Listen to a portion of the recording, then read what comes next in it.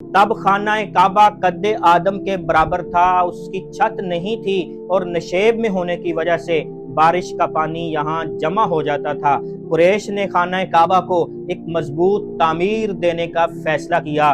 तामीर जब हजर अस्वद तक पहुंची तो कबाइले अरब में इख्तलाफ पैदा हो गया।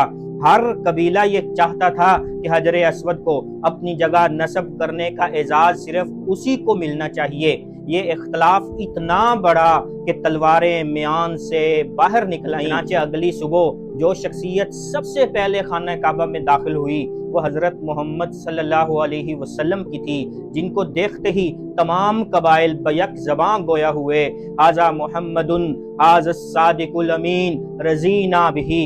ये मोहम्मद हैं, ये सादिक भी हैं, ये अमीन भी हैं, इनके फैसले पर हम सब राजी होंगे। चुनांचे हुजूर नबी करीम सल्लल्लाहु अलैहि वसल्लम ने हिकमत व बसीरत और अपनी कुव्वत फैसला की बदौलत इस कज़िये का ऐसा आलमी म्यार का हल पेश किया कि जिसने सबको आज तक वर्ताए हैरत में डाला हुआ है।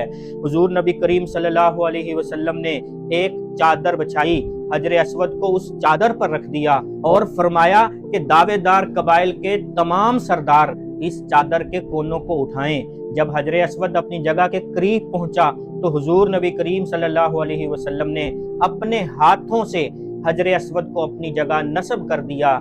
यूं चंद ही लम्हों में और हिकमत व बसीरत पर मबनी फैसले ने एक खूनी जंग को, तसादम को टाल दिया था और इस इज्जत और शर्फ में तमाम कबाइल को शरीके कार भी बना दिया था।